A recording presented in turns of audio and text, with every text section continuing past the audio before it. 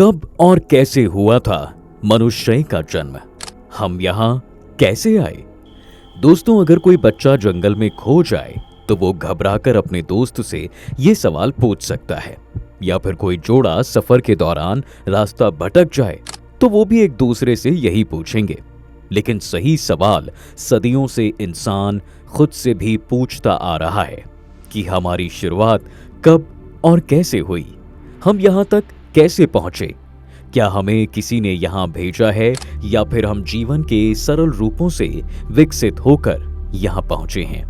तो आज के इस वीडियो में हम हिंदू धर्म शास्त्रों की मदद से इन्हीं सवालों के जवाब खोजने की कोशिश करेंगे, क्योंकि यह सवाल सिर्फ इंसान के नहीं बल्कि धर्म, दर्शन और अध्यात्म के भी हैं। तो हमारा ये प्रयास आपको अच्छा लगे तो इसे खुद तक सीमित ना रखें और वीडियो को अपने दोस्तों, रिश्तेदारों के साथ भी शेयर जरूर करें। नमस्कार और स्वागत है आपका द डिवाइन टेल्स पर एक बार फिर। और आइए सबसे पहले ये जानते हैं कि विज्ञान का इस पर क्या कहना है। विज्ञान क्या कहता है? दोस्तों, आज का आधुनिक विज्ञान कहता है कि आज जो मानव जाति हम देख रहे हैं वो एक लंबे इवोल्यूशनरी प्रोसेस का परिणाम है। डार्विन की एक थ्योरी के मुताबिक करोड़ों साल पहले जीवन एक बहुत ही सरल रूप में शुरू हुआ था। फिर धीरे धीरे समुद्री जीव बने, फिर रेंगने वाले जीव जंतु, फिर वानर जैसे प्राणी और आखिर में मनुष्य।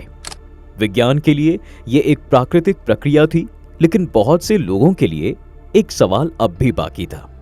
क्या सिर्फ इत्तेफाक से इतनी जटिल और बुद्धिमान सृष्टि का निर्माण हो सकता है? और लोगों की इसी जिज्ञासा को शांत करने की कोशिश धर्म ने की। अब क्या कहते हैं दुनिया के धर्म? दुनिया के अधिकांश धर्म यह मानते हैं कि मानव की उत्पत्ति के पीछे एक दिव्य चेतना है। शुरुआत करें दुनिया की सबसे प्राचीन सभ्यताओं में से तो मायान और बेबीलोनियंस, इन दोनों का ही मानना था कि मनुष्य को देवताओं ने बनाया है और उनका जन्म लेने का उद्देश्य इन देवताओं की महिमा को बढ़ाना है। एनुमा एलिश ईसा से भी 1500 साल पहले की मिट्टी पर उकेरे यह ऐसे बेबीलोनियन टेक्स्ट हैं जिसमें मर्दूक नाम का देवता कहता है कि मैं एक जंगली प्राणी की रचना करूंगा जिसका नाम इंसान होगा। वो देवताओं की सेवा करेगा ताकि वो प्रसन्न हो सके।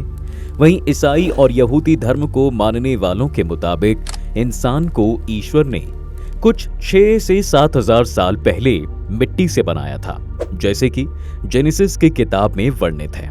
मुसलमान भी इसी तरह मानते हैं कि अल्लाह या ईश्वर ने ही पहले पुरुष आदम और पहली स्त्री हव्वा को जन्नत में बनाया था, जिन्होंने जब उनकी बात नहीं मानी तो उन्हें धरती पर भेज दिया गया, और ये कि पूरी मानव जाति इन्हीं की संतान है।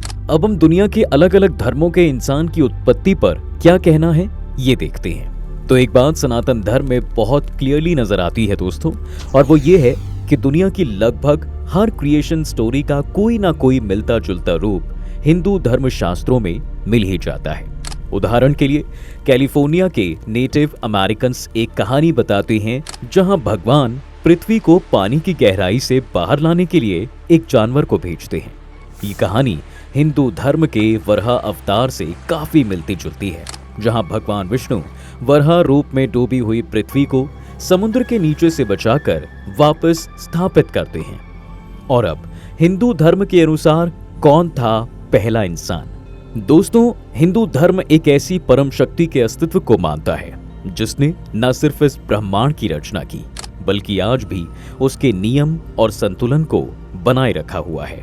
इसमें सृष्टि को सिर्फ एक भौतिक घटना नहीं बल्कि एक अनंत कॉस्मिक प्रोसेस माना गया है, जहां रचना, पालन और विनाश लगातार चलते रहते हैं। और इस कॉस्मिक क्रिएशन का सबसे प्राचीन और गहरा वर्णन हमें सबसे पुराने वेद ऋग्वेद में मिलता है। ऋग्वेद के पुरुष सूक्त में एक महान दिव्य पुरुष का वर्णन मिलता है, और ये कोई सामान्य जीव नहीं था बल्कि पूरे ब्रह्मांड की चेतना का रूप था। कथा के अनुसार देवताओं ने इस दिव्य पुरुष का यज्ञ किया और उसी से पूरी सृष्टि का जन्म हुआ। उसके मन से चंद्रमा, आंखों से सूर्य और उसके शरीर से मनुष्य, पशु और प्रकृति की रचना हुई। ऋग्वेद ये भी कहता है कि पुरुष का सिर्फ 1/4 हिस्सा ही इस दिखाई देने वाले संसार में प्रकट है। बाकी 3/4 भाग आज भी अदृश्य और दिव्य रूप में मौजूद है। यानी जो दुनिया हम देख पा रहे हैं, असल वास्तविकता उससे कहीं ज्यादा बड़ी और गहरी हो सकती है। शिव पुराण, मनुस्मृति और महाभारत जैसे हिंदू धर्म ग्रंथों के अनुसार धरती पर पहले पुरुष थे स्वयंभुव मनु और पहली स्त्री थी शत्रुपा। दोस्तों, कहा जाता है कि ब्रह्मा जी ने स्वयं को ही 2 भागों में विभाजित किया था, जिसका एक भाग मनु बना और दूसरी शत्रुपा, और इन्हीं दोनों से मानव जाति की शुरुआत हुई। यह ईसाई धर्म के एडम और ईव और इस्लाम के आदम और हव्वा से मिलती जुलती कहानी है।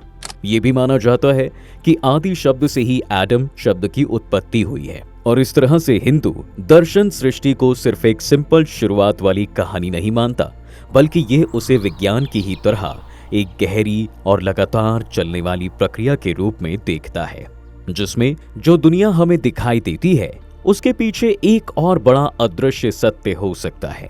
वीडियो में आगे बढ़ें उससे पहले आपको बताना चाहते हैं हमारे द डिवाइन टेल्स स्टोर के बारे में, जहां से सभी धार्मिक वस्तुएं आप घर बैठे बैठे मंगवा सकते हैं। और चूंकि आप हमारे प्यारे व्यूअर हैं, तो आपको द डिवाइन टेल्स स्टोर पर मिलेगा 20% का एक्सक्लूसिव डिस्काउंट।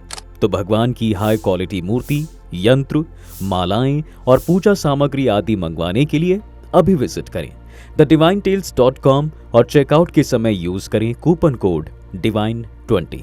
ब्रह्मांड का समय चक्र। दोस्तों, हिंदू धर्म की सबसे अद्भुत बात है इसका समय का स्केल। यहाँ जीवन की उत्पत्ति हजारों नहीं बल्कि अरबों वर्षों पहले हो गई है।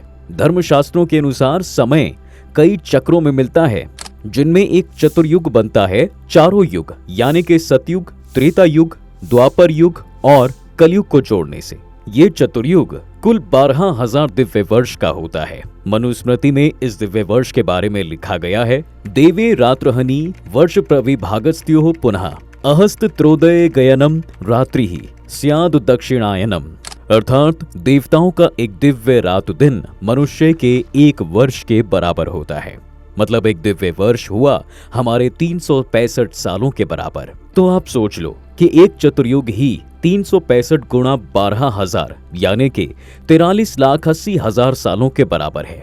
अब सतयुग समाप्त हुए ही 21 लाख साल बीत चुके हैं, तो इस हिसाब से मनुष्य का इतिहास भी कम से कम 21 लाख साल से तो ज्यादा पुराना है।